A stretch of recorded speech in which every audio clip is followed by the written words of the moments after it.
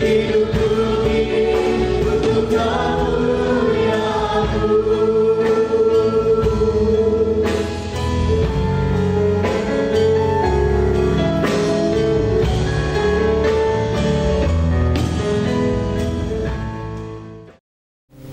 nama Tuhan. Shalom saudara. Shalom. Sekali lagi shalom. Shalom. Selamat berjumpa kembali dalam ibadah pendalaman Alkitab kita di sore menjelang malam hari ini. Saya yakin dan percaya saat ini saudara datang dengan satu kerinduan untuk kita boleh bersyukur kepada Tuhan lewat pujian, lewat penyembahan kita. Amin saudara. Untuk itu mari kita rindu untuk menyembah Tuhan. Kita akan masuk dalam hadirat Tuhan. Kita akan menyembah di dalam roh dan kebenaran. Tapi sebelum itu saya ajak kita semua tundukkan kepala. Kita mau berdoa. Terima kasih ya Tuhan, kami datang di hadapan-Mu saat ini Tuhan. Kami mau menyucikan hati kami, menguduskan hati kami Tuhan, pikiran kami Tuhan. Biarlah hati dan pikiran kami ini hanya tertuju kepadamu Tuhan. Kami ingin melayani-Mu Raja di atas segala Raja Tuhan. Kami ingin menyembah-Mu Tuhan, kami ingin memuji-Mu di dalam roh dan kebenaran. Untuk itu saat ini mari Engkau urapi setiap kami dimanapun kami berada dengan roh kudus-Mu Tuhan. Jamah setiap kami Tuhan. Biarlah kami boleh merasakan hadirat-Mu di tengah-tengah kami Tuhan dimanapun kami berada saat ini. Terima kasih ya Tuhan. Segala bentuk pekerjaan roh-roh jahat yang mencoba mengganggu ibadah kami Tuhan, konsentrasi kami mau ikat, kami patahkan, kami hancurkan di dalam nama Tuhan Yesus Kristus. Mari Engkau tutup bungkus kami dengan kuasa darah-Mu Tuhan. Lindungi sertai ibadah kami. Di dalam nama Tuhan Yesus Kristus kami siap untuk menyembah-Mu. Haleluya. Amin.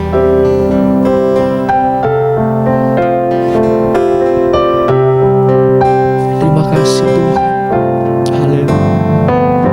Bila aku melihat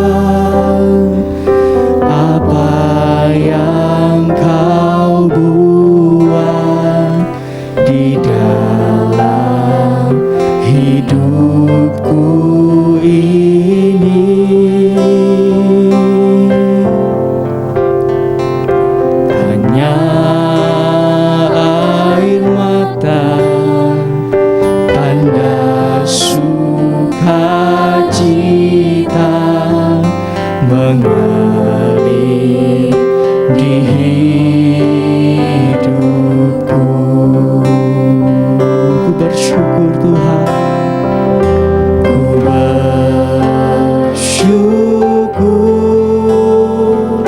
ku bersyukur atas kebaikan-Mu Yesus.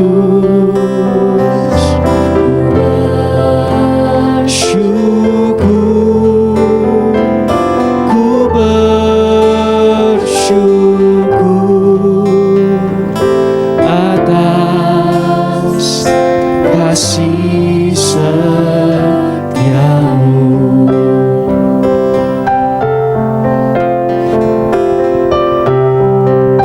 Terima kasih Tuhan. Haleluya. Bila aku melihat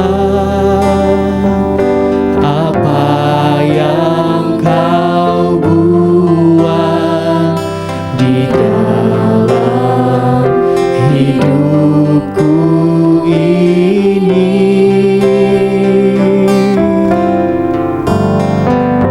hanya air mata, tanda sukacita mengalir di hidupku. Ku bersyukur Tuhan.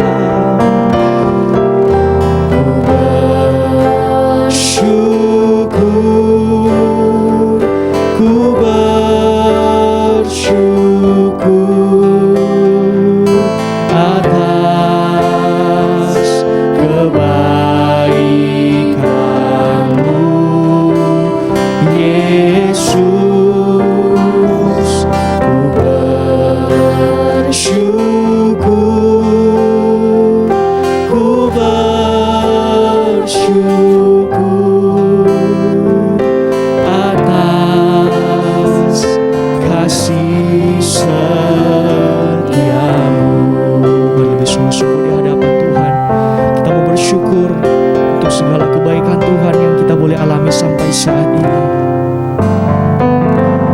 Bila ku melihat apa yang Kau buat di dalam hidupku ini,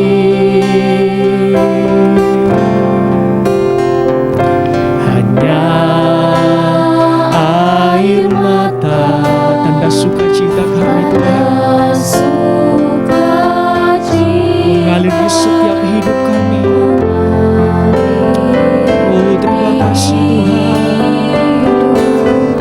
Oh, ku bersyukur,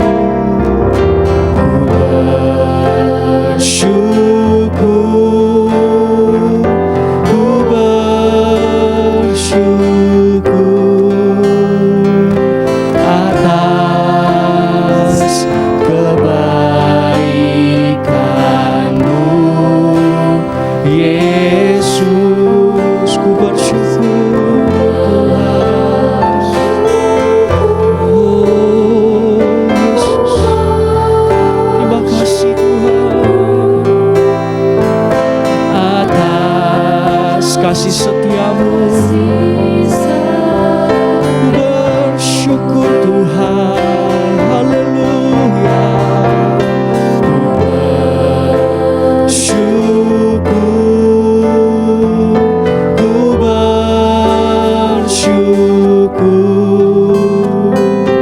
atas kebaikan-Mu Yesus. Haleluya. Terima kasih Tuhan. Ku bersyukur Tuhan. Haleluya. Ku bersyukur atas kasih setiamu Tuhan. Mari lebih lagi di hadapan Tuhan. Angkat tanganmu saudara, naikkan ucapan syukurmu. Ku bersyukur, kami bersyukur memiliki Allah seperti Engkau Tuhan. Kau yang tidak pernah meninggalkan setiap kami Yesus. Oh, kebaikan-Mu Yesus. Ku bersyukur Tuhan. Oh, ku bersyukur atas kasih setiamu. Mari kita menyembah Tuhan. Ku bersyukur Tuhan. Haleluya. Mari sembah Dia. Angkat hatimu, angkat suaramu, naikkan ucapan syukurmu lewat penyembahanmu kepada Tuhan. Dalam keadaan kondisi apapun kami saat ini Tuhan, kami mau bersyukur kepadamu Tuhan. Terima kasih Yesus. Oh, ku bersyukur. Haleluya. Terima kasih Tuhan. Haleluya Yesus. Sungguh kami mengasihi-Mu Tuhan. Sungguh kami mencintai-Mu Tuhan. Haleluya Yesus. Oh, terima kasih Tuhan. Mari sama-sama katakan, ku cinta Kau Tuhan. Ku cinta, ku cinta Kau Tuhan. Ku cinta Kau, ku cinta Kau Tuhan.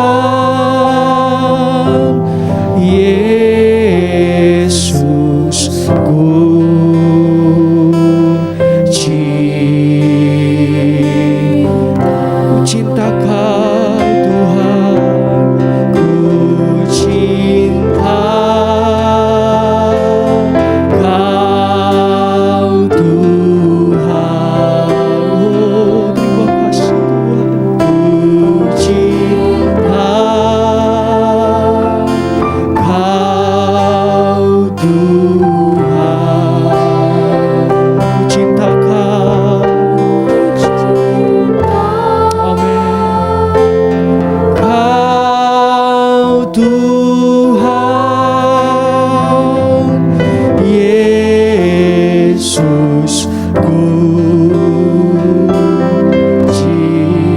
Mari saudara lebih sungguh-sungguh di hadapan Tuhan.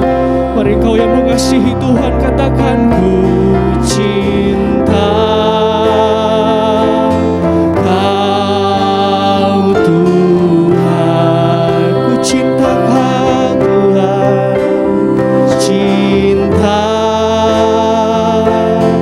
Kau Tuhan. Ku cinta Kau Tuhan. Cinta Kau Tuhan Yesusku.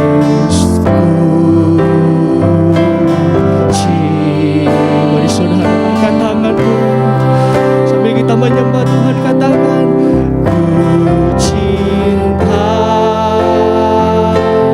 Kau Tuhan.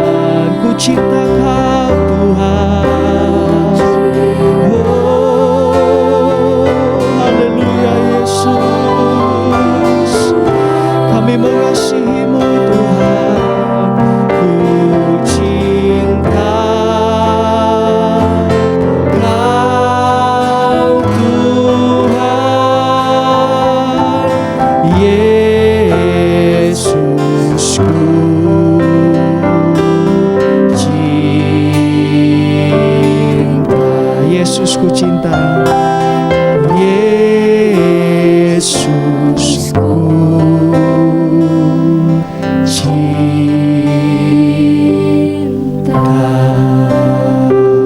Haleluya. Sungguh kami mengasihi-Mu Tuhan. Terima kasih Tuhan.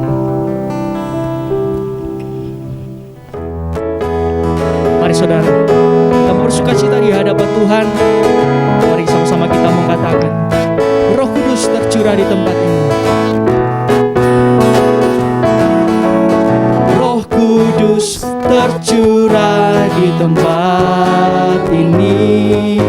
Urapannya yang ajaib memulihkan umatnya. Roh Kudus tercurah bagi gerejanya, membangkitkan umat pilihannya. Hari ini harinya Tuhan. Hari inilah harinya Tuhan, saat pembebasan tiba. Belenggu dosa telah dipatahkan. Belenggu dosa telah dipatahkan. Mari bersorak bagi Dia. Sorak bagi Dia.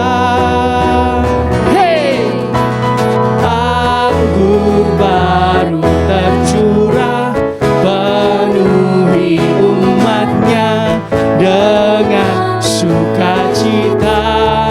Oh, minyak baru tercurah, urapi umatnya, nyata kuasanya. Haleluya saudara, mari kita bersukacita lagi di hadapan Tuhan. Katakan pujian ini dari awal. Roh Kudus tercurah di tempat ini. Roh Kudus tercurah di tempat ini. Urapannya yang ajaib memulihkan umatnya. Roh Kudus tercurah bagi gerejanya. Amin. Membangkitkan umat pilihannya. Sama-sama katakan, hari inilah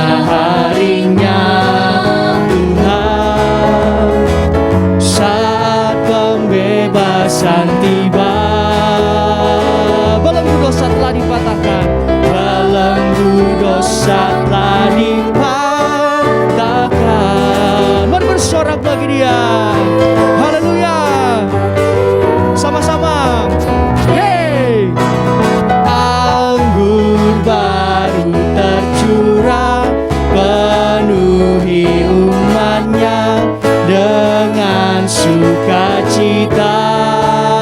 Oh, minyak baru tercurah, urapi umatnya, nyata kuasanya. Mari saudara sekali lagi katakan, anggur baru tercurah, penuhi umatnya dengan sukacita. Oh, minyak baru tercurah, urapi umatnya, nyata kuasanya. Amin. Nyata kuasa-Mu Tuhan, nyata kuasanya. Sekali lagi katakan, nyata kuasanya. Haleluya, berikan sorak-sorai bagi Tuhan kita. Puji nama Tuhan.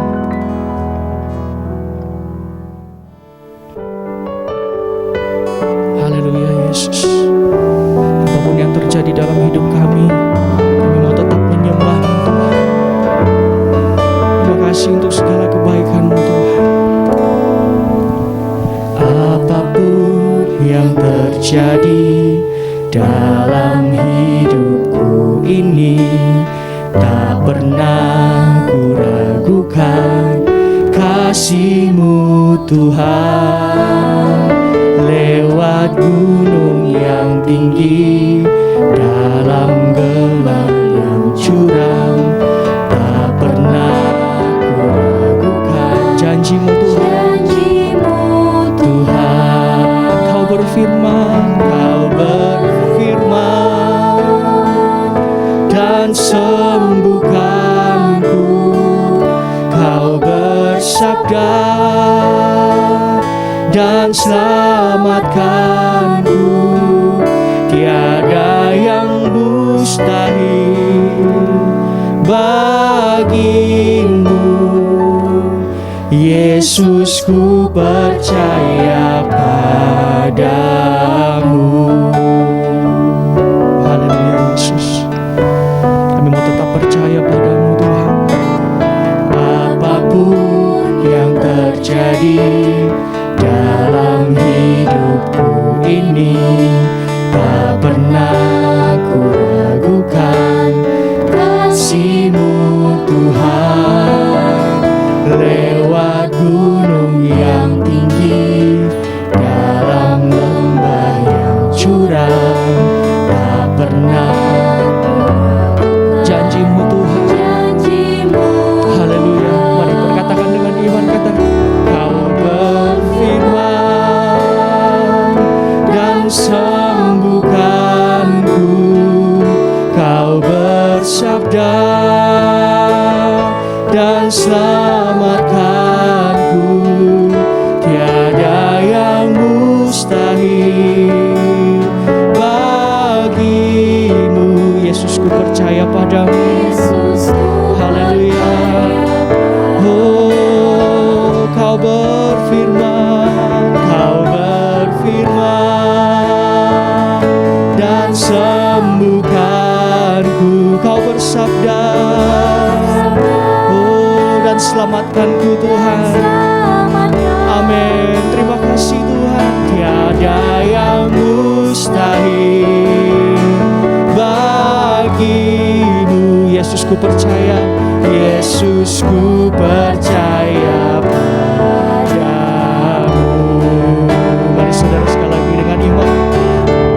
Kau berfirman Tuhan, Kau berfirman dan sembuhkanku. Kau bersabda, oh, dan selamatkanku Tuhan.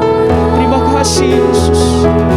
Tiada yang mustahil bagimu. Yesus, ku percaya. Bapak saudara yang ada di rumah-rumah, angkat tanganmu. Kau berfirman dan sembuhkanku Tuhan. Amin. Kau bersabda dan selamatkanku.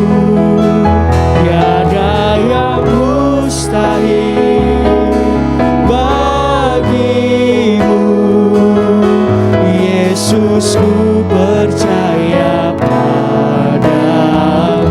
Yesus ku percaya, Yesus ku percaya padamu.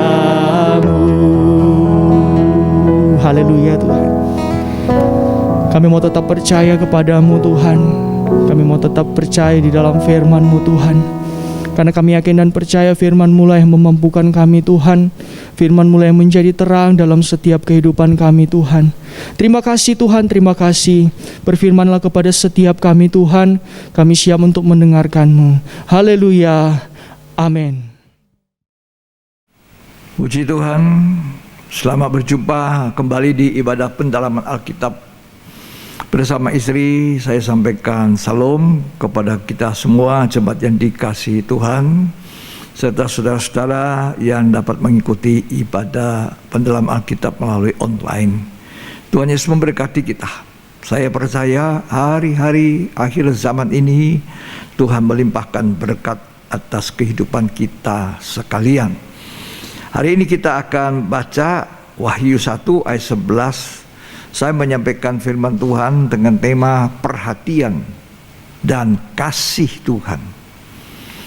Perhatian dan kasih Tuhan itu dicurahkan lebih hebat, lebih banyak kepada gerejanya, kepada kita semua, khususnya di zaman akhir ini, dekat akhir dari zaman akhir.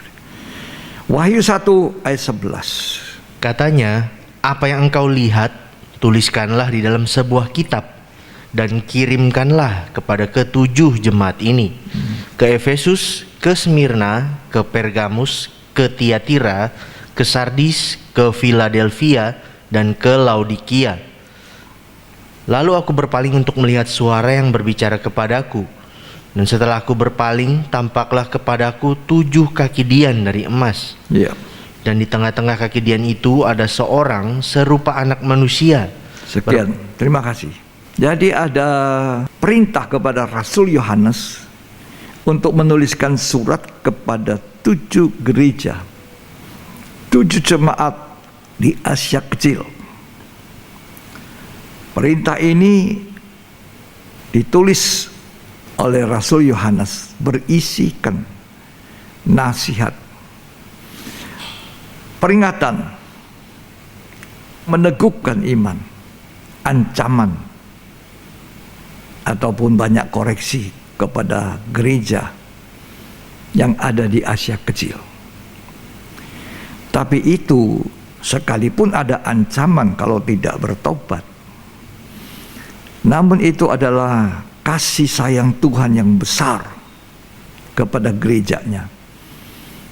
Kasih sayang, perhatian Tuhan agar 7 jemaat ini semuanya boleh selamat, semuanya betul-betul ada di dalam kerajaan surga yang kekal. Begitulah perhatian Tuhan kepada 7 jemaat di Asia Kecil zaman itu dalam kitab Wahyu. Itu juga adalah perhatian Tuhan kepada kita gereja di zaman akhir. Tuhan sedang memberi nasihat, Tuhan sedang mengajar kita, Tuhan sedang menuntun kita, Tuhan sedang meneguhkan iman kita, dan Tuhan sedang menunjukkan pandangan matanya kepada kita. Itu perhatian Tuhan agar gerejanya sungguh-sungguh diselamatkan. Kan Tuhan berkata, barang siapa ku kasihi, ia ku tegur dan ia ku hajar.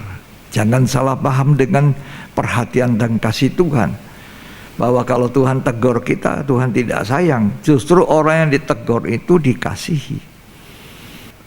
Ibrani 12 mencatat, di mana ada anak yang tidak dihajar oleh bapaknya, yang tidak ditegur, yang tidak dinasihati, itu bukan papa kita.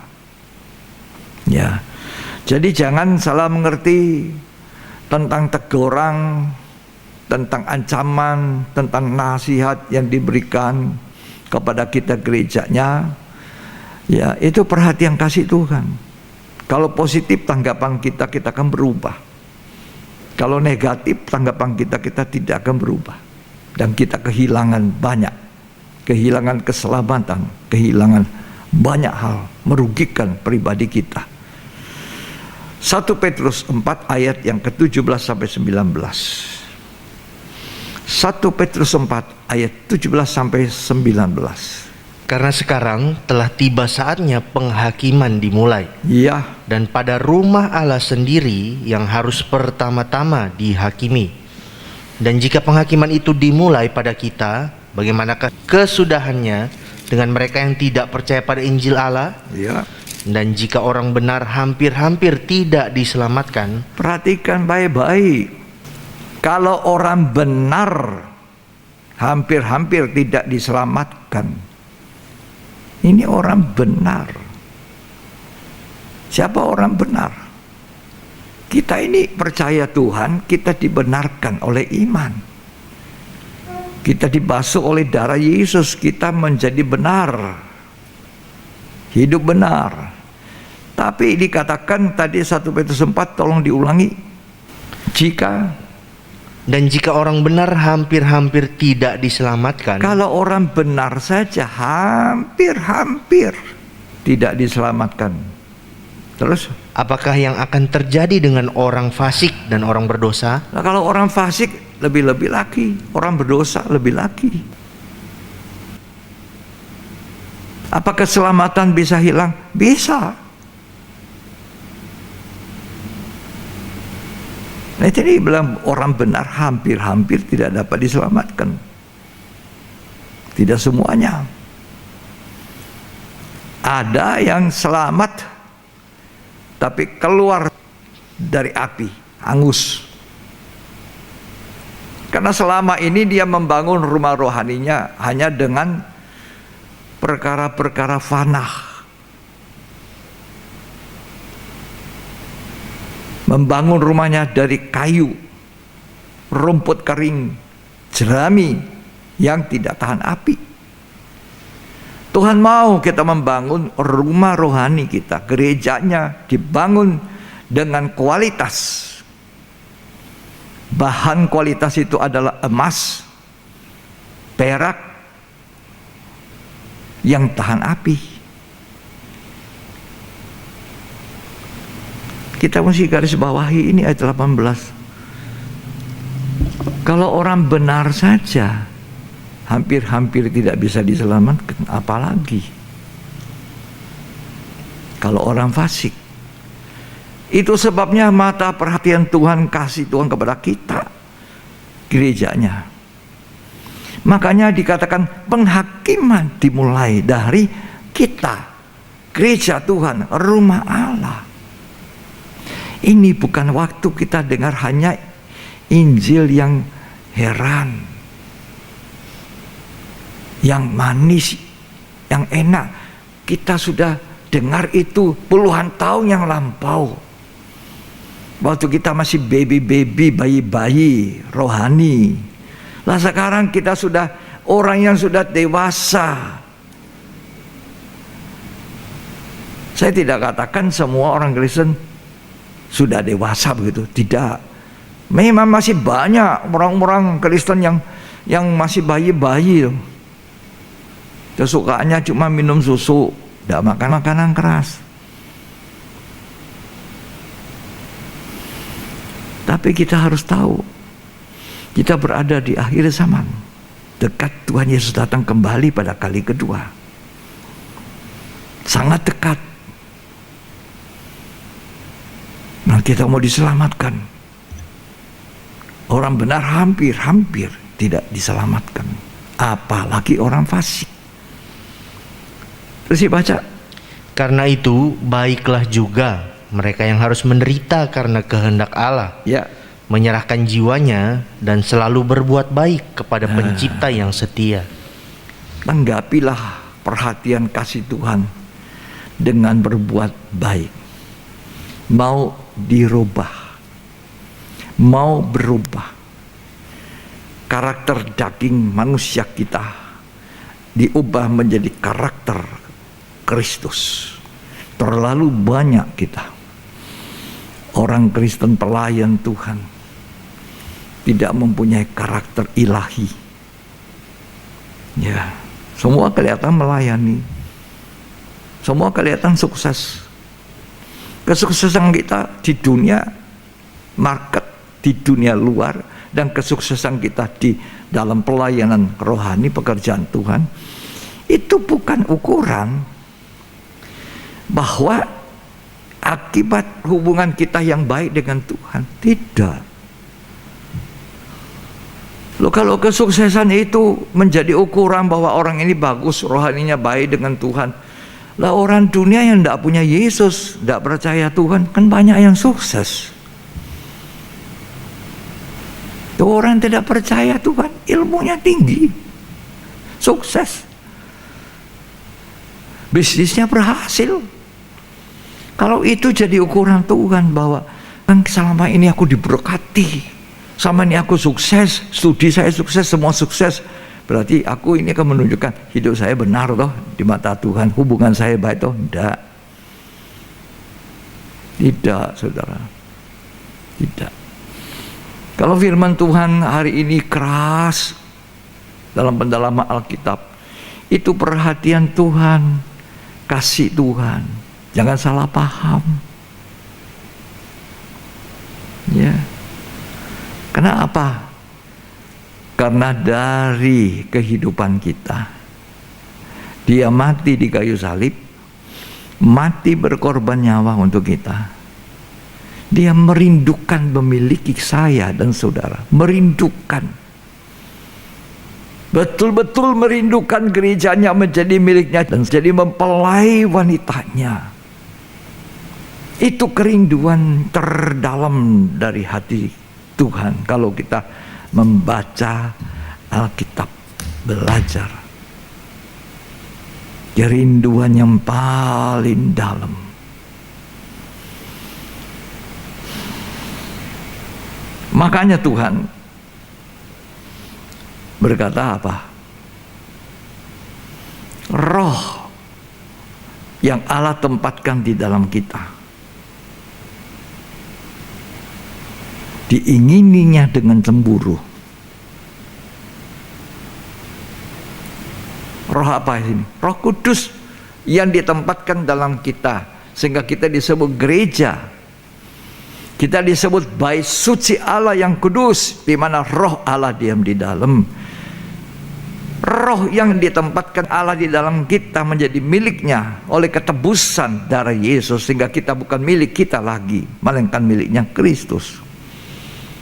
Itu diinginnya kita dengan cemburu, diinginnya kita untuk menjadi mempelai wanitanya. Berita yang paling baik di akhir zaman adalah menjadi Kristen yang tidak bercacat celah, tidak bernoda, tidak berkerut, tidak cemar. Itu panggilan kita. Lebih dulu kita harus mengerti kekristenan itu artinya Tuhan memanggil saya dan saudara untuk dikembalikan menjadi serupa Allah. Ketika Allah menjadikan manusia pertama, Adam dan Hawa, Allah menjadikan Adam serupa segambar Allah. Dia tidak serupa segambar pohon, tidak serupa segambar binatang, tapi manusia diciptakan pada awal mula serupa segambar Allah. Sempurna, nggak ada cacat. Apa yang diciptakan Allah itu tidak ada cacat. Pabrik boleh menciptakan baju yang cacat, dijual murah. Pabrik bisa menciptakan barang-barang produksinya cacat, dijual murah. Tapi produksi Allah, Allah menjadikan manusia pertama, tidak ada cacat, sempurna, serupa, segambar Allah. Dosa yang membuat manusia tidak lagi serupa segambar Allah. Manusia kehilangan keserupaan dengan Allah ketika Adam melanggar perintah Tuhan. Ketika Hawa melanggar perintah Tuhan, manusia kehilangan rupa Allah ini. Bahkan manusia rusak sampai di zamannya Nuh. Manusia itu rusak benar, berkelakuan tidak benar, memilukan hati Tuhan, sehingga Tuhan katakan, aku mau memusnahkan manusia dengan hujan 40 hari 40 malam air bah. Cuma ada satu keluarga 8 orang selamat di dalam bahteranya Nuh.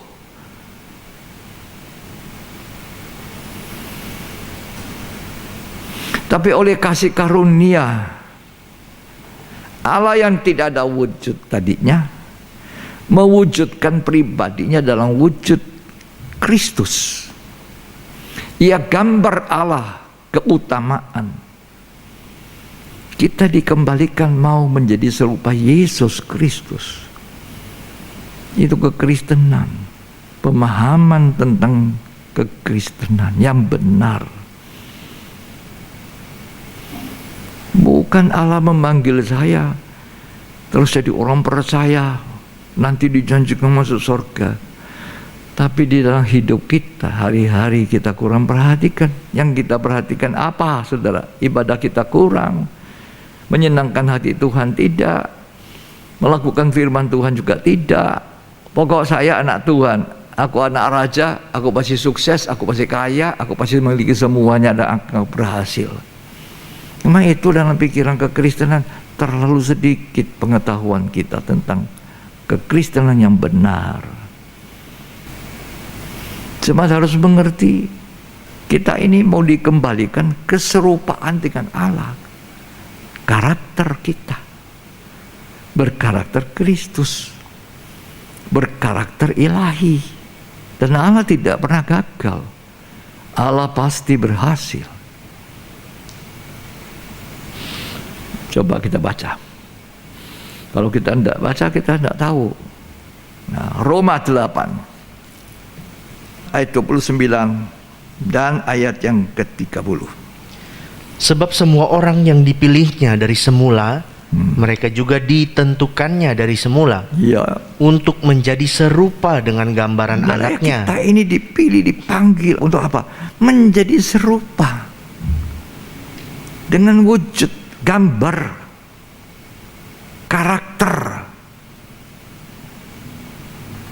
karakter Allah yang ada dalam Yesus itu karakter ilahi. Terus Supaya ia, anaknya itu, menjadi yang sulung di antara banyak saudara. Dan mereka yang ditentukannya dari semula, mereka itu juga dipanggilnya. kita ditentukan oleh kemurahan Tuhan. Saya selalu berkata, Tuhan, semua ini karena kasih karunia. Oleh kemurahan-Mu aku ada seperti aku ada.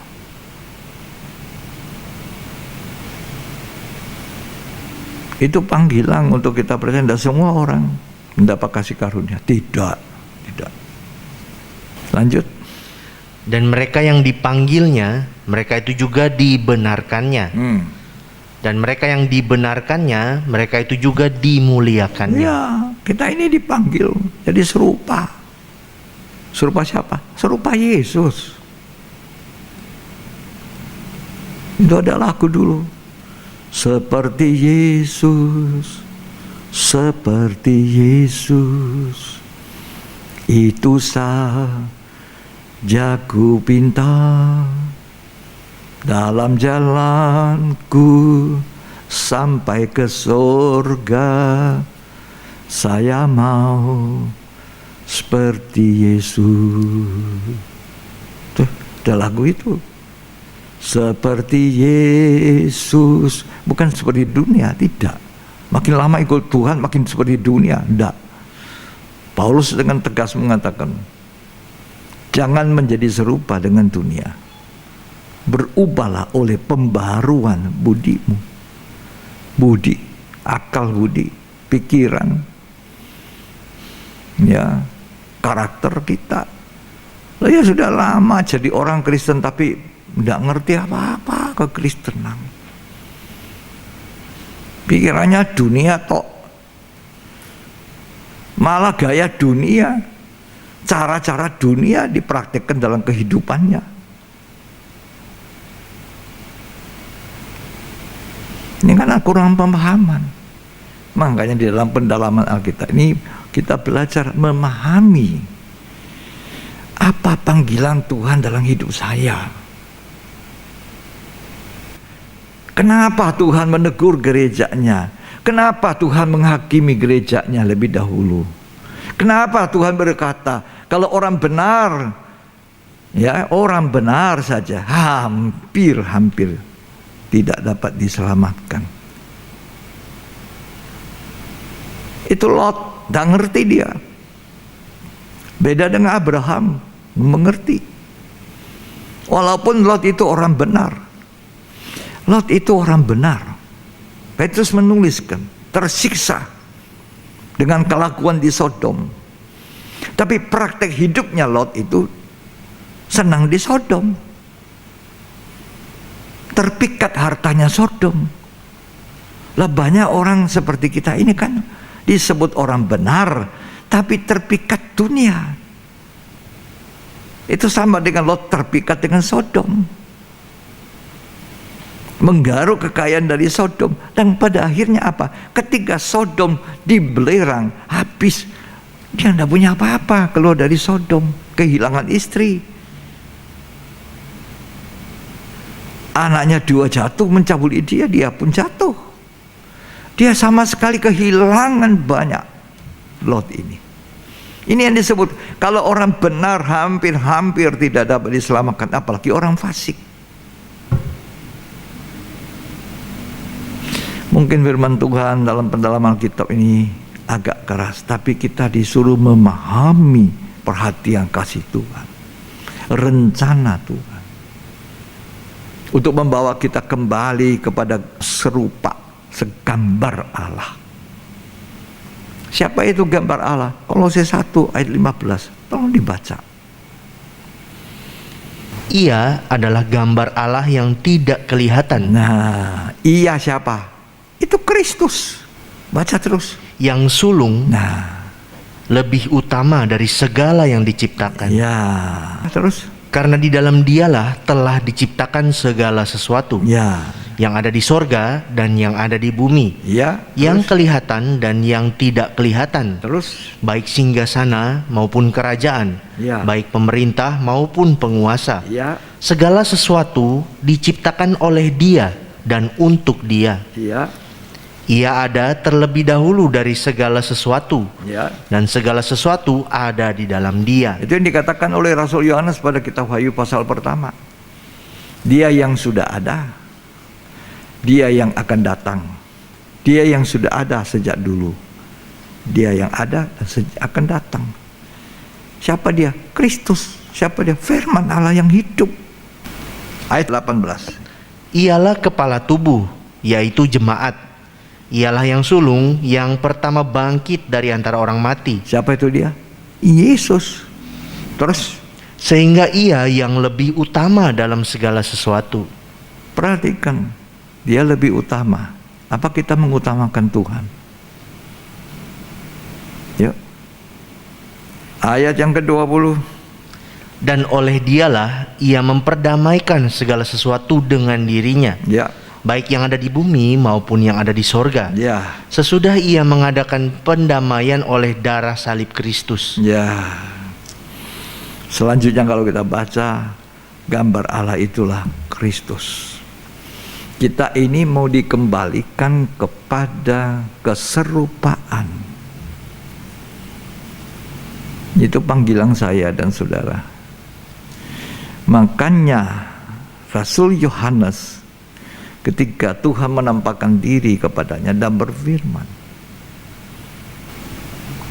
tuliskan itu 7 surat kepada 7 jemaat.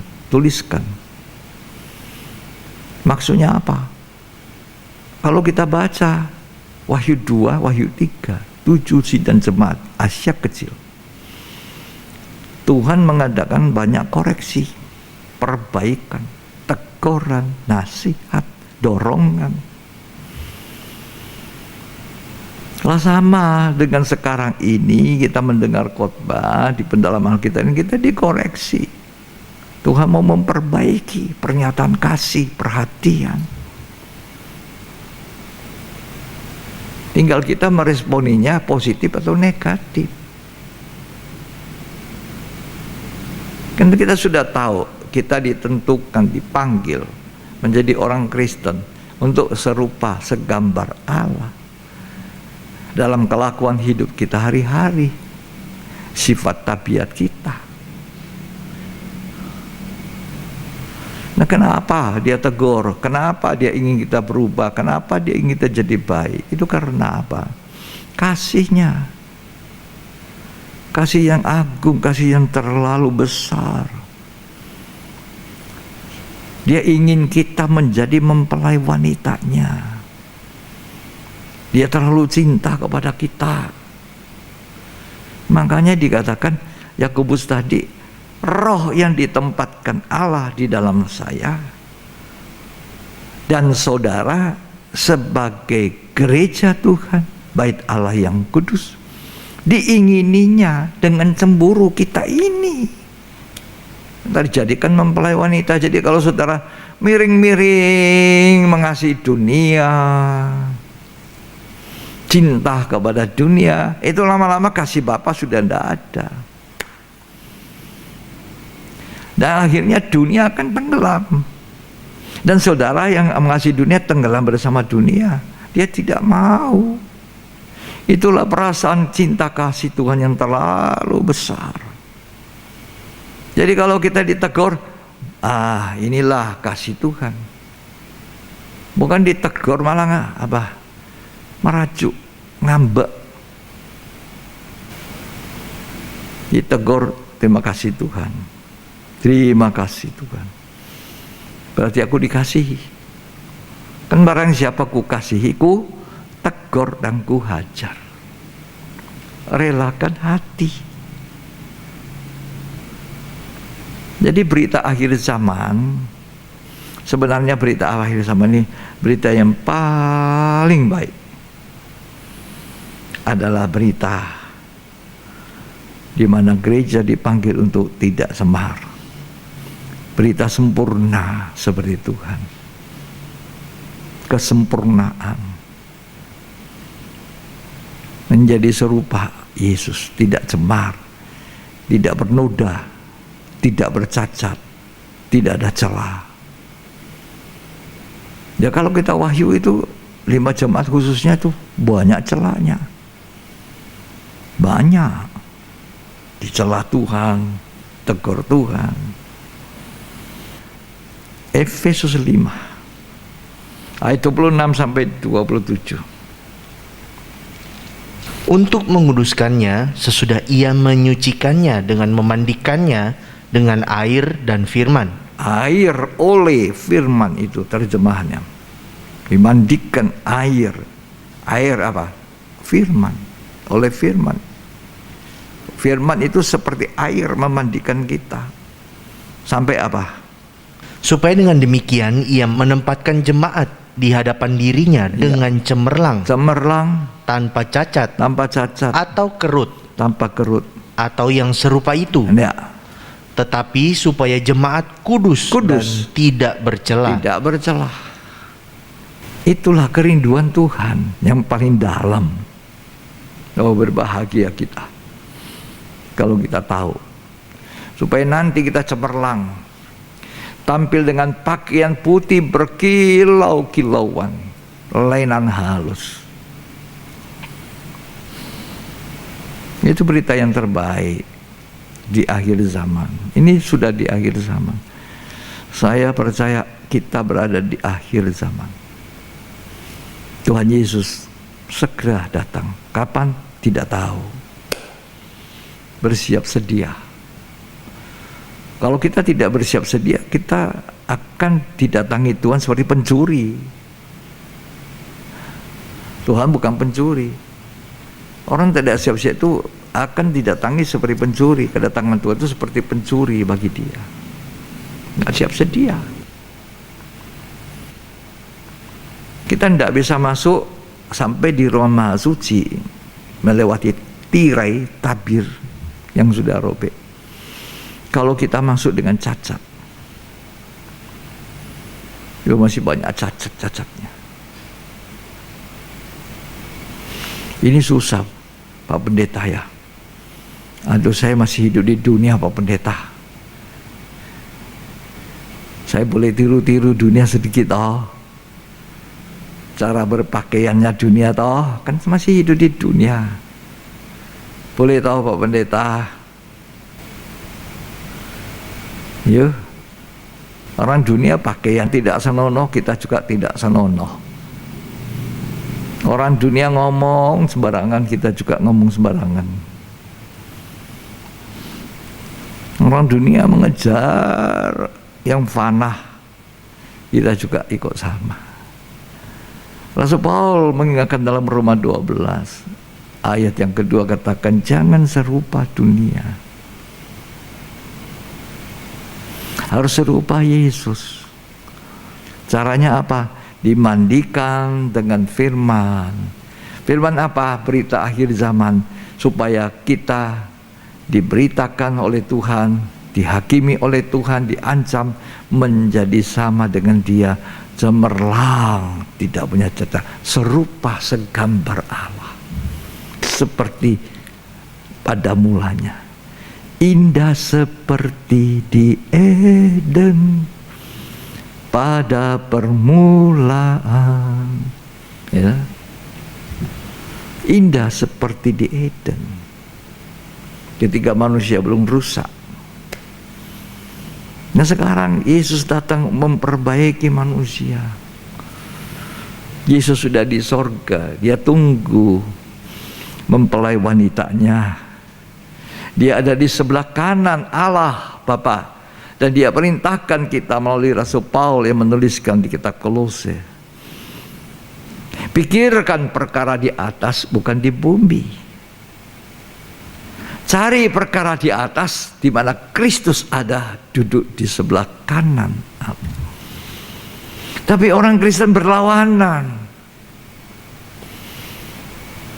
Kalau dia punya ibadah, jam-jam ibadah, jam-jam doa, jam-jam pelayanan, itu dilakukannya berbalikan dengan maunya Tuhan. Carilah dahulu kerajaan surga, pikirkan perkara atas, cari di mana Yesus ada. Orang Kristen ngotot mati-matian cari sukses di dunia. Apa salah kalau sukses di dunia? Tidak, saya tidak katakan salah.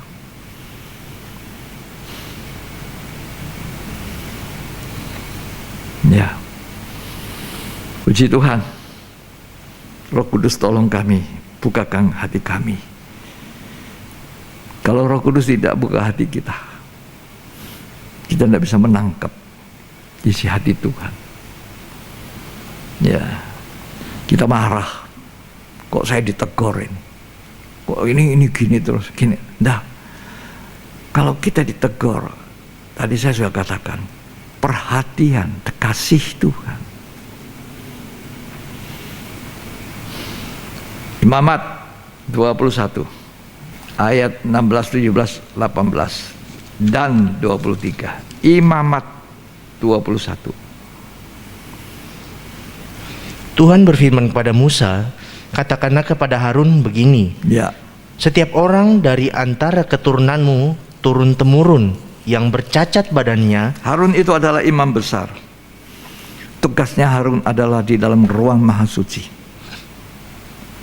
yang hanya bisa dimasuki imam besar. Terus, Janganlah datang mendekat untuk mempersembahkan santapan Allahnya. ya, Karena setiap orang yang bercacat badannya, cacat. Ini bukan tekanan Tuhan bahwa kita kalau orang timpang, orang buta tidak bisa masuk situ, masuk surga, tidak. Bagaimana orang buta jasmani di dunia, tapi di surga melek, mananya bagus. Tidak usah kecil hati. Kita nuntut Tuhan sembuhkan saya dari buta, Tuhan sembuhkan saya dari lumpuh, Tuhan sembuhkan saya dari apa. Itu tidak terjadi. Tapi kalau engkau sungguh dengan Tuhan, mau mendengarkan berita penghakiman Tuhan, teguran Tuhan, nasihat Tuhan, di sorga kamu sempurna seperti Tuhan. Amin. Sempurna seperti Kristus. Nggak ada orang pakai kacamata di situ. Nggak usah pakai bulu mata yang itu. Nggak usah setengah mati di. Semua serba sempurna seperti Tuhan. Amin. Rambut putih, nggak usah dicet-cet terus. Memang rambut putih kok Tuhan Yesus itu. Yang diperlihatkan oleh Tuhan pada Rasul Yohanes, rambutnya putih.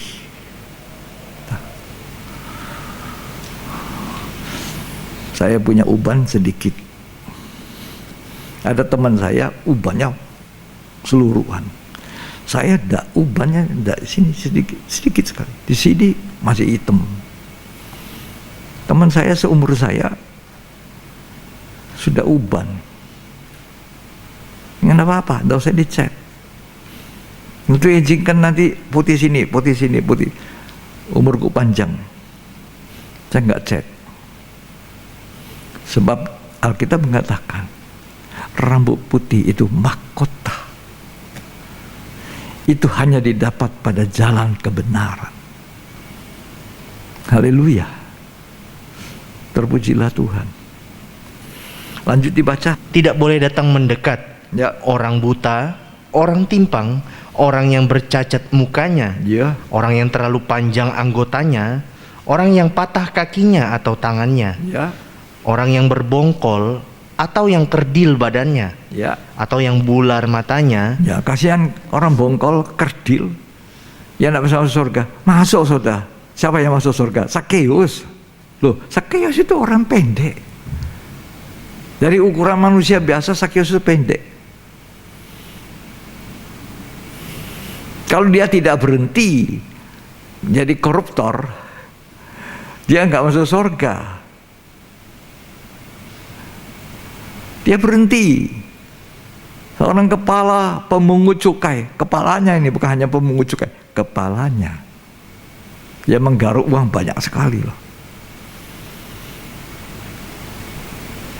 Orang kerdil ini pendek, tapi dia merindukan untuk bertemu Yesus, untuk melihat Yesus itu.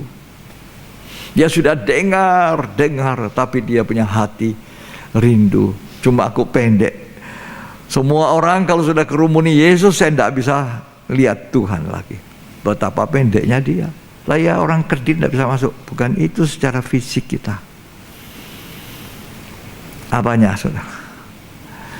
Sakeus bilang sama Tuhan, seluruh hartaku, sebagiannya kuberikan pada orang miskin, dan yang kutipu-tipu kembalikan 4 kali lipat. Yang kuperas, dia adalah kepala pemungut cukai, pajak.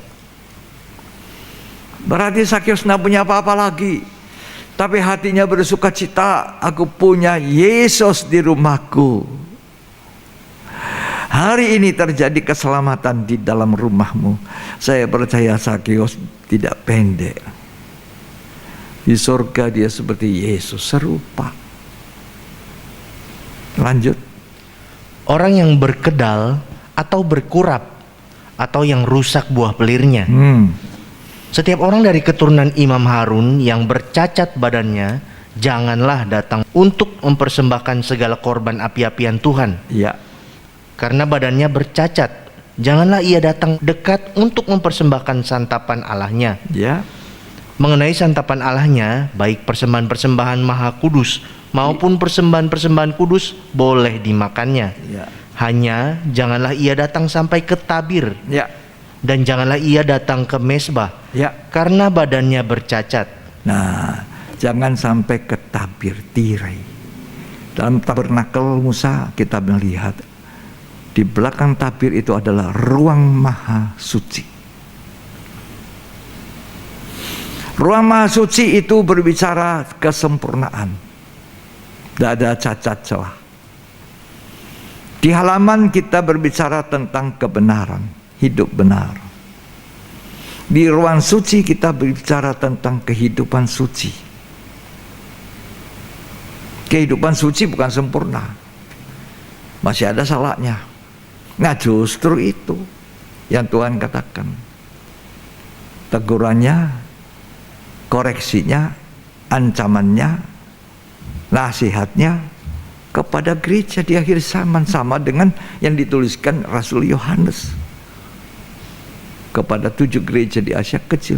Itulah perhatian kasihnya Tuhan, supaya kita tidak berhenti hanya hidup benar, hidup kudus, tapi mau sempurna seperti Tuhan, menjadi mempelai wanitanya. Ya, ada iman, itu halaman, ada pengharapan, hidup berharap pada Tuhan, dan ada kasih.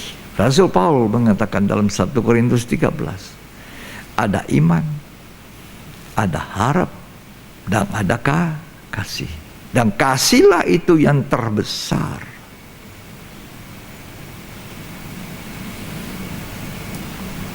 Kejarlah itu kasih. Jadi kita ini diingininya dengan cemburu. Tadi Yakobus mengatakan roh yang Allah tempatkan. Coba bacalah sekali lagi Yakobus 4 ayat 4 ayat 5. Hai kamu orang-orang yang tidak setia. Tidak setia dalam terjemahan lain, hai kamu orang yang berzina. Jadi kita ini diumpamakan seperti istri miliknya Tuhan, lewat Roh Kudus yang ditempatkan. Dikatakan 1 Korintus 6 ayat 19-20, kamu sudah dibeli, harganya telah lunas dibayar. Lunas dengan darah Yesus. Saya bebas tak oleh perak, saya bebas tak oleh emas, saya bebas oleh darah Yesus. Dan aku jadi miliknya Tuhan, dan aku menjadi baitnya Tuhan, tempat tinggalnya Tuhan di dalam Roh Kudusnya. Itulah yang diinginkannya dengan cemburu gerejanya, gereja Tuhan. Gereja kita ini semua di akhir zaman dicintai Tuhan. Dekat dia mau datang kembali pada kali kedua. Ini berita yang benar. Haleluya. Terus dibaca. Tidakkah kamu tahu bahwa persahabatan dengan dunia adalah permusuhan dengan Allah? Kamu mencintai dunia, lekat dengan dunia, lengket seperti Lot lengket dengan dunia. Walaupun orang benar, Allah tidak suka. Terus, jadi barang siapa hendak menjadi sahabat dunia ini, ya, ia menjadikan dirinya musuh Allah. nah kalau kita mencintai dunia, bersahabat dunia, menjadikan musuh Allah. Berapa banyak anak Tuhan, orang Kristen, milih dunia, milih dunia, milih dunia, milih karier, pekerjaan, milih penghasilan lebih kontraan. Ini hari Minggu ibadah, saya absen dulu ya Pak Pendeta ya, absen melayani ya. Tak serius kita melayani Tuhan, tak serius. Apa yang kita lakukan dengan tidak serius, saya mau kasih tahu, tidak ada artinya, sia-sia, tidak mendatangkan upah. Haleluya. Ya, Ayat 5. ya. Janganlah kamu menyangka bahwa kitab suci tanpa alasan berkata, roh yang ditempatkan Allah di dalam diri kita diingininya dengan cemburu. Nah, diingininya dengan cemburu. Cemburu.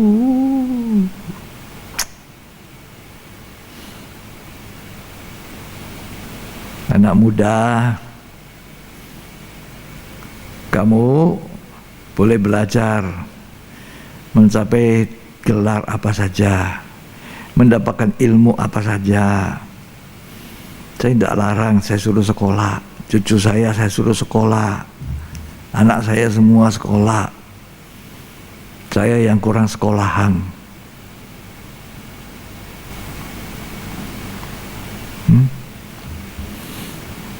Ketika jam-jam pelayanan, jam-jam tugas untuk beribadah, seringkali saya nasihati orang muda, lebih awal ya, kasih tahu dosen, kan sekarang online ya. Oh enggak, opa ada di tempat praktek. Oh iya, beritahu, aku permisi lebih awal Pak dosen, boleh toh? Kan dari hari pagi sudah sampai sekarang, dari hari Senin sampai Jumat sudah ada, kan tidak hari-hari. Boleh toh?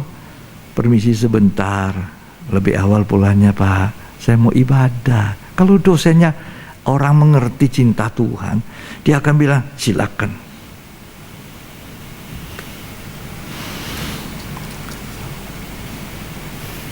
Kalau anak Tuhan itu, pelayan Tuhan itu baik, dia ngerti apa yang saya ajarkan itu satu kebenaran.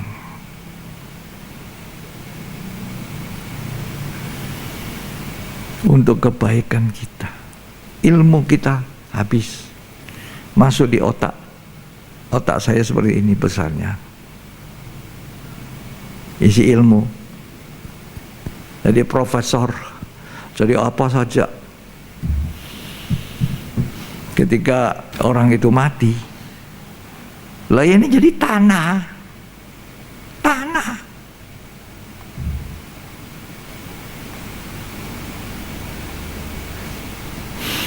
Seorang profesor, doktor yang terkenal, banyak muridnya, dia berhasil. Seorang melayani dia sampai masa tua, profesor ini dekat meninggal. Dia pesan sama asistennya, sekretarisku, asistenku yang baik, coba yuk carikan saya buku saya yang paling berguna, paling bermanfaat buat saya, yang sudah membuat saya berhasil sekarang jadi orang ternama, profesor yang ternama, punya ilmu, punya murid banyak. Coba cari di rak buku saya itu, cari ya di perpustakaan saya. Asistennya, muridnya ini datang cari ke sana kemari, lu tidak temukan.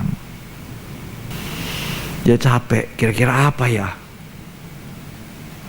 Dia balik sama profesor, Prof, saya tidak menemukan, saya tidak tahu apa itu Prof. Terlalu banyak bukunya Prof, ribuan itu. Nah iya, ribuan buku saya itu mengisi otak.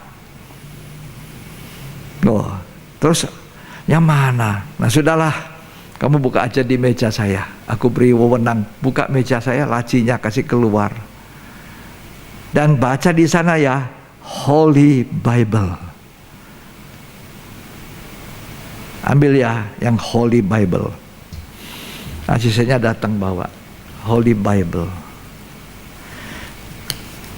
Kalau bahasa Indonesia, Alkitab. Bukan HP, saudara. Kita bisa masukkan di HP, aplikasi. Tapi seringkali kita tertipu. Ketika kita membaca Alkitab di HP, tidak lama-lama buka WhatsApp, buka video YouTube. Ini. Yang kertas ini loh. Saya punya satu, usianya 40 tahun lebih, tidak bisa pakai lagi. Begitu dibuka, hancur kertasnya. Isinya pindah banyak. Dari sejak saya lahir baru bertobat pakai. Tapi di situ mudah saya buka. Saya punya banyak catatan di pinggirnya. Nah Alkitab itulah diambil oleh asistennya, sekretarisnya profesor ini. Diambil, dia peluk, dia cium, dia taruh di dadanya.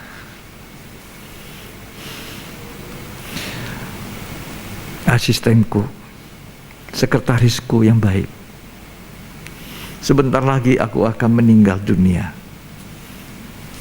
Kamu tahu tidak? Aku akan meninggal dunia, kata profesor itu. Itu seperti Alkitab katakan. Manusia akan mati kembali ke tanah.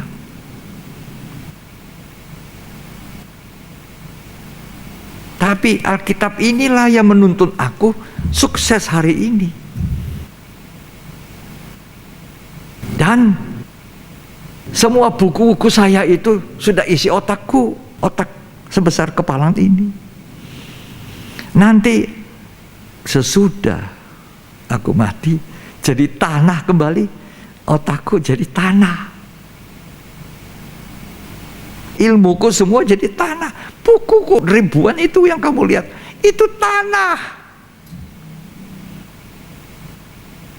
Saya tidak suruh saudara tidak sekolah. Sekolah, tapi jangan melupakan Tuhan. Jangan melupakan firman yang hidup, memberikan hidup kekal. Profesor mencium Alkitabnya. Inilah yang menuntun aku sukses di dunia. Jadi orang benar, orang kudusnya. Dan selalu mau dikoreksi Tuhan. Sehingga aku diberkati Tuhan. Dan sebentar ketika aku kembali ke tanah, semua ilmu habis, tapi Alkitab inilah menuntun aku ke surga. Seringkali orang kurang paham, tidak suka dengar. Kalau keras, fanatik, pendeta fanatik, jadi ada apa-apa. Ya, jadi untuk menjadi mempelai, dasarnya jadi mempelai, dasarnya pernikahan, love, cinta, cinta yang murni. Jangan menikah tanpa cinta. Jangan jadi murid Yesus tidak punya cinta. Jangan jadi pelayan Tuhan yang tidak punya cinta. Saudara melayani Tuhan tanpa cinta, walaupun banyak yang baik yang sudah dilakukan, itu sebabnya. Tidak kebetulan. Wahyu 2, teguran, nasihat, ancaman Tuhan dimulai jemaat Efesus. Apa yang ditegur? Engkau telah jatuh dari cinta mula-mula, kasih mula-mula. Kalau engkau tidak bertobat, aku ambil kaki Dian itu. Tapi kalau engkau bertobat, aku beri makan buah pohon kehidupan. Apa artinya itu? Kembali keserupaan Allah. Waktu Adam dan Hawa serupa Allah, ditaruh di tengah taman dua jenis pohon, pengetahuan baik jahat, dan di sampingnya ada pohon kehidupan. Disuruh milih, pilih kehidupan atau pilih kematian. Pohon pengetahuan baik dan jahat itu membawa kematian, ini membawa kehidupan.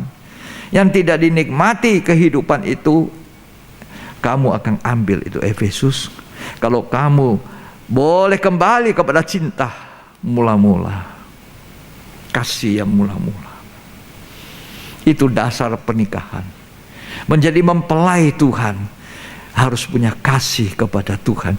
Makanya Tuhan tegur kepada jemaat yang kehilangan kasih mula-mula, jemaat Efesus. Itu yang pertama, itu tidak kebetulan.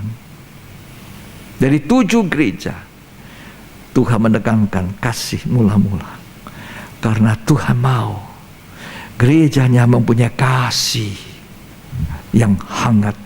Oh, haleluya. Itu celaan Tuhan. Jadi untuk jadi mempelai, cinta adalah dasar. Tidak mungkin jadi mempelai, tidak mungkin ada di ruang maha suci kalau tidak punya kasih. Tuhan mau saya dan saudara tidak terpaksa jadi mempelai. Coba tanya sama seorang suami, dia melamar seorang perempuan, terpaksa jadi istriku. Tidak mau saya. Saya tidak mau kamu terpaksa jadi istriku. Aku mau kamu cinta aku. Petrus Simon, anak Yohanes, do you love me more than this? Apakah engkau cinta aku seperti cinta itu? Lebih dari semua yang orang punya.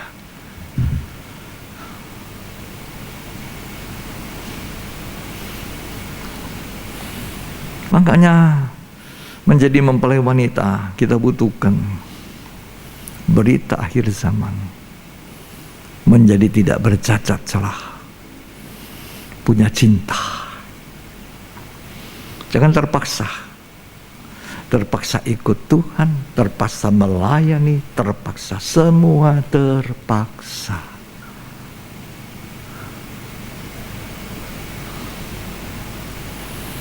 Semua terpaksa. Apa yang tanpa cinta itu semua terpaksa.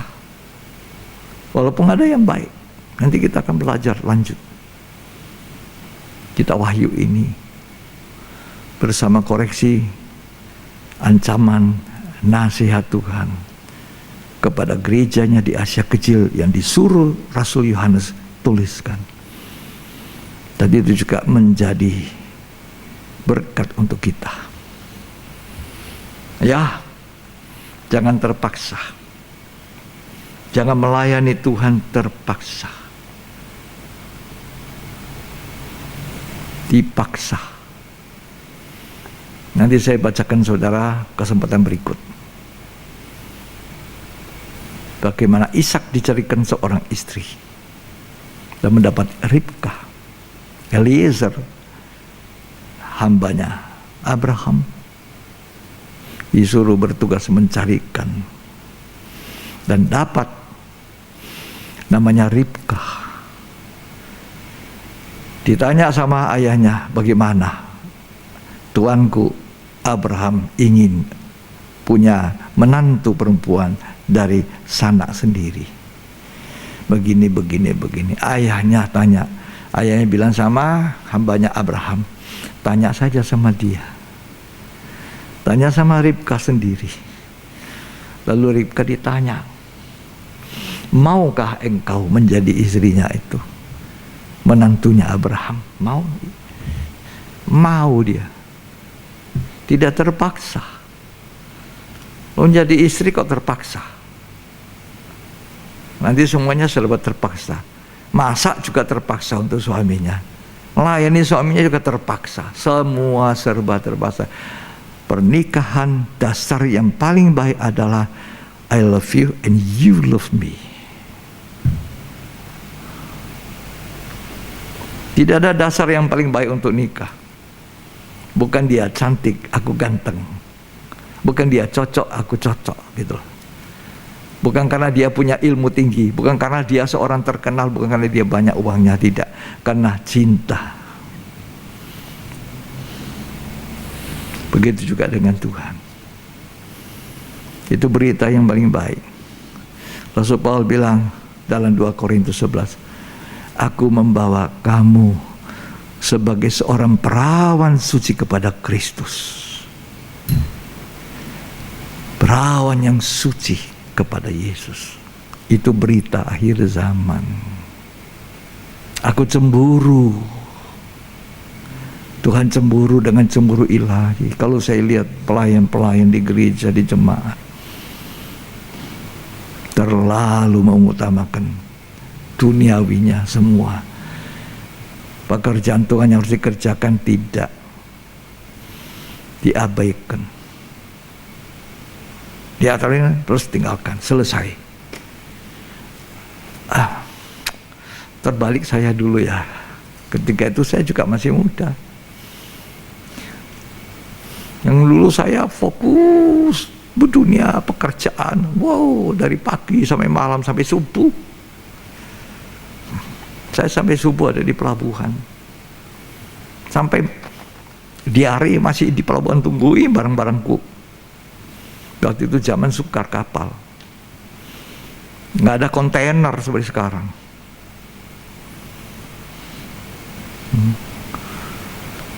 Betul daya tariknya dunia dan duit. Nggak boleh kurang di laciku. Pokoknya aku marahi. ribut sama istri. Tuhan bawa saya dalam pertobatan. Luar biasa kasih Tuhan. Ketika saya bertemu Allah melalui korban Yesus, melalui firman yang keras, menemplak dosaku, dan aku sadar Tuhan, saya melihat diri saya kotor sekali. Timbullah kasih yang mula-mula membara hangat. Rasanya mau cepat-cepat beribadah, mau cepat-cepat melayani, tidak lama menunggu. Saya lebih suka di dalam gedung gereja walaupun tidak ada orang. Saya masuk ke situ doa, rasanya orang-orang di kantor saya cari, di mana ya? Aku ada di gereja.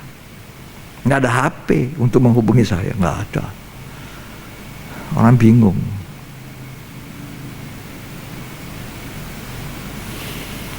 Akhirnya Tuhan panggil saya, layani aku full, tinggalkan semua. Saya belum sempurna, jauh sekali, belum, masih banyak serba kekurangan dalam nikah saya, dalam pribadi saya, dalam pelayanan saya. Tapi saya katakan, Tuhan, aku ingin, dan I love you Jesus, I love you Jesus, walaupun itu dengan segala banyak kekurangan saya. Jaga api Roh Kudus, jaga api kasih kepada Tuhan. Tuhan memberkati.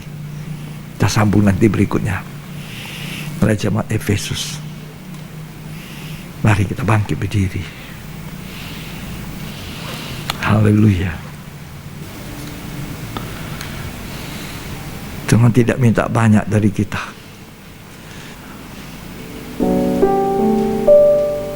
Tuhan minta cinta kita. Tuhan minta kasih kita.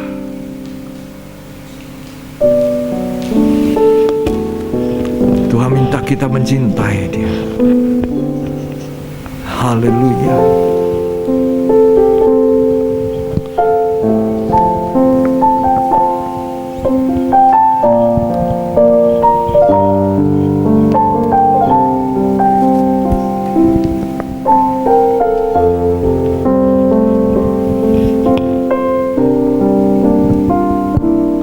Aku mengasihi Engkau Yesus dengan segenap hatiku. Aku mengasihi Engkau Yesus dengan segenap jiwaku. Ku renungkan firman-Mu siang dan malam, ku pegang perintah-Mu dan ku lakukan. Engkau tahu ya Tuhan, tujuan hidupku hanyalah untuk menyenangkan hati-Mu.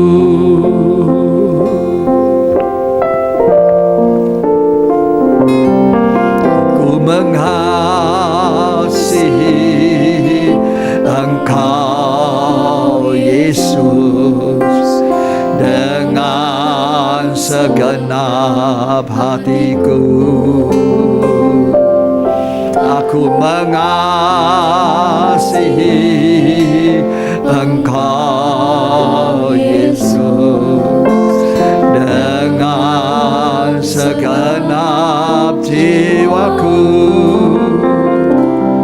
Ku renungkan firman-Mu siang dan malam, ku pegang perintah-Mu dan ku lakukan. Engkau tahu ya Tuhan, Tuhan, tujuan hidupku hanyalah untuk menyenangkan hatimu. Saudara, Tuhan mau kita mempunyai cinta. Tidak kebetulan gereja yang pertama ditegur, Efesus, kau punya banyak, tapi kau tidak punya satu ini. Kau punya banyak yang baik, menguji rasul palsu, banyak berbuat baik, tidak suka yang jahat, tapi engkau tidak punya kasih yang mula-mula. Tetap akan kuambil hakmu dari pohon kehidupan. Kaki dian akan kuambil kalau engkau tidak bertobat, karena engkau sudah jatuh terlalu jauh dalam. Ini waktu saudara kembalikan cinta itu. Gereja Tuhan harus mengasihi Tuhan, bukan dunia. Dunia diambang kehancuran. Kebalikan saudara melihat dunia mungkin dalam gemerlapan, maju dalam teknologi, maju dalam hal apa saja, tapi itu kehancuran. Saya percaya Alkitab, firman Allah yang hidup, hanya kerajaan surga kekal. Siapa yang sudah kehilangan cinta, melayani terpaksa, melayani terpaksa,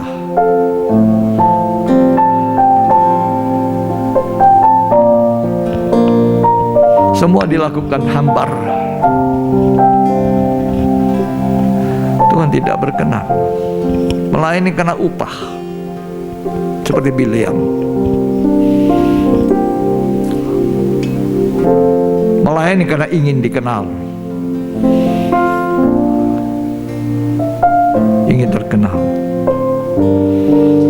Tuhan panggil saya, masih muda waktu itu saya. Layani aku, tinggalkan semua. Saya tidak mau Tuhan, apa yang saya sudah lakukan cukup. Aku berkorban banyak, melakukan ini dan itu. Aku tidak mau, aku mau kau tinggalkan semua itu. 2,5 tahun saya tidak tahan, dan akhirnya Tuhan, inilah saya. Tuhan pojokkan saya sampai di pojok, tidak bisa mundur. Ini kasih Tuhan. Saya mendorong saudara, orang-orang muda, ini waktu melayani. Ini waktu kita mengutamakan kerajaan kekal, kerajaan surga. Ku mengasihi Engkau Yesus dengan segenap hatiku. Dan sampai hari ini saya seringkali mengatakan, Yesus, aku mencintaimu, mengasihi Engkau dengan segenap jiwaku. Ku renungkan firman-Mu siang dan malam, ku pegang perintah-Mu dan ku lakukan. Engkau tahu ya Tuhan, tujuan hidupku hanyalah untuk menyenangkan hatimu. Layani aku, kata Tuhan, dengan cinta, cinta mula-mula. Seorang hamba atau budak, dia melakukan pekerjaan tuannya tidak karena cinta, karena dia seorang budak. Dia seorang doulos. Dia harus mengerjakan apa yang menjadi perintah tuannya. Itulah terpaksa. Seorang istri, seorang calon istri harus tahu dia harus melayani suaminya bukan karena terpaksa. Dia menjadi istri dari suaminya bukan karena terpaksa, tapi karena cinta.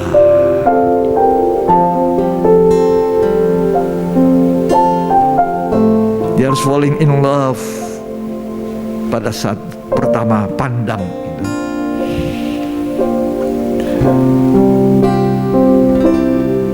Aku mengasihi.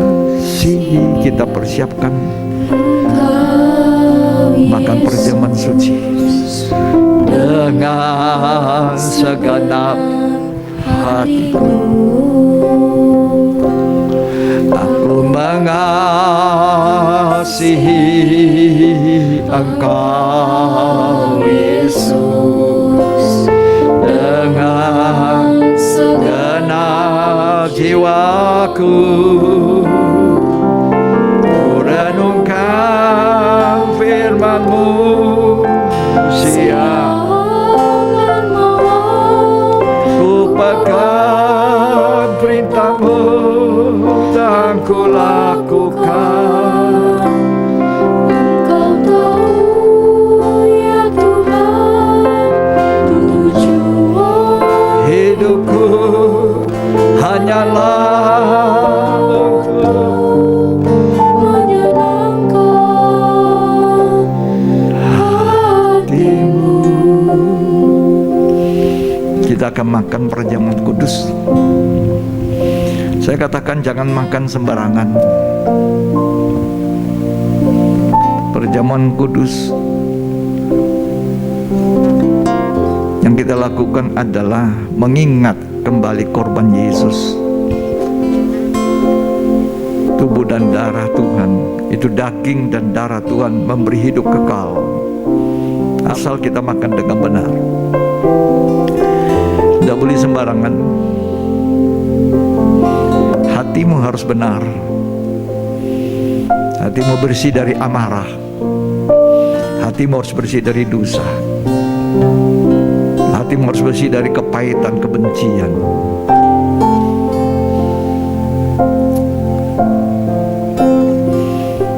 Di gereja, di tempat gedung kita, setiap perjamuan suci saya menyediakan bagi jemaat yang tidak bisa menyediakan. Sudah lewat boleh ambil. Tapi saya mau katakan, ambil sesuai kebutuhan berapa orang di dalam rumahmu. Jangan sampai mengambil lebih-lebih tidak dipakai, dibuang percuma. Memang itu roti biasa, anggur biasa, tapi rasa hormat kita kepada Tuhan. Mari angkat itu roti lebih tinggi dari kepala kita. Tuhan Yesus sebelum Ia disalibkan, Ia mengambil roti, mengucap syukur atasnya. Ia pecah-pecahkan sambil berkata, "Inilah tubuhku yang diberikan kepada engkau. Lakukan ini sebagai peringatan akan daku." Apa saudara percaya? Roti yang kita pegang ini dan akan makan adalah persekutuan kita dengan tubuh daging Yesus Kristus. Kalau saudara katakan amin, mari kita makan dengan percaya dan hidup benar, hidup kudus di dalam nama Yesus.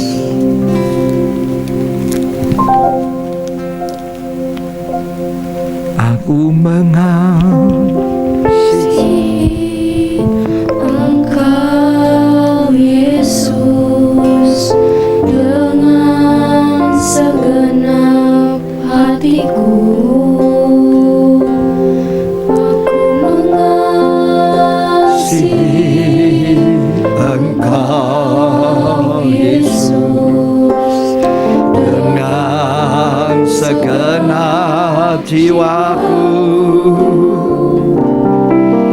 Renungkan firman-Mu, siang dan malam. ku pegang perintah-Mu dan ku lakukan. Kau tahu ya Tuhan, Tujuan hidupku tujuan menyenangkan Tuhan hanyalah dengan segala kekurangan, kelemahan, keterbatasan. hatimu. Mari angkat itu cawan lebih tinggi dari kepala kita. Demikian juga sesudah makan diambil cawan, lalu berkata, cawan ini adalah perjanjian baru yang dimeterikan oleh darahku. Perbuatlah ini setiap kali kamu meminumnya menjadi peringatan akan daku. Sebab setiap kali kamu makan roti ini dan minum dari cawan ini, kamu memberitakan kematianku sampai aku datang. Apa saudara percaya cawan yang atasnya kita ucapkan syukur ini adalah persekutuan dengan darah Yesus Kristus? Jika saudara katakan amin, saya percaya, mari kita minum di dalam nama Yesus Kristus.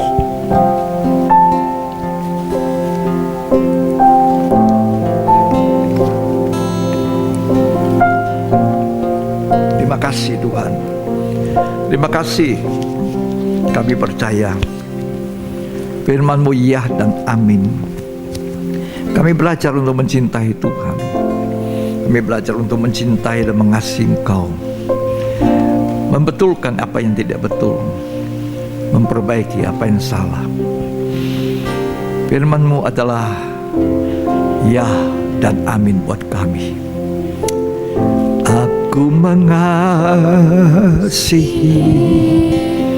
Engkau, Yesus, dengan segenap hatiku. Aku mengasihi Engkau, Yesus, dengan segenap jiwaku. Renungkan firman-Mu siang dan malam, ku pegang perintah-Mu dan ku lakukan. Oh ya Tuhan, tujuan hidupku hanyalah untuk menyenangkan hatimu. Terima kasih Tuhan untuk firman-Mu, pengajaran-Mu, pengajaran yang membawa kita tidak cacat, tidak celah, tidak noda, mengasihi Engkau. Terima kasih untuk teguran Tuhan, nasihat dan anjuran-Mu, karena Tuhan melakukan itu kepadaku, kepada jemaat, kepada gereja Tuhan, dengan dasar perhatian yang besar dan kasih yang besar. Terima kasih Yesus. Terima kasih untuk perjamuan suci. Terima kasih semuanya. Dalam nama Yesus Kristus. Amin. Puji Tuhan. Sampai di sini ibadah pendalaman Alkitab kita hari ini. Kita akan lanjut pada pendalaman Alkitab yang berikut dengan kitab Wahyu. Kita akan melihat bagaimana perhatian Tuhan tujuh gereja di Asia Kecil, dan itu juga menjadi perhatian Tuhan atas kita gereja di akhir zaman ini. Mari kita semua bangkit berdiri. Kita menaikkan pujian. Aku mengasihi Engkau Tuhan. Kita mau angkat tangan kita dua-dua. Haleluya.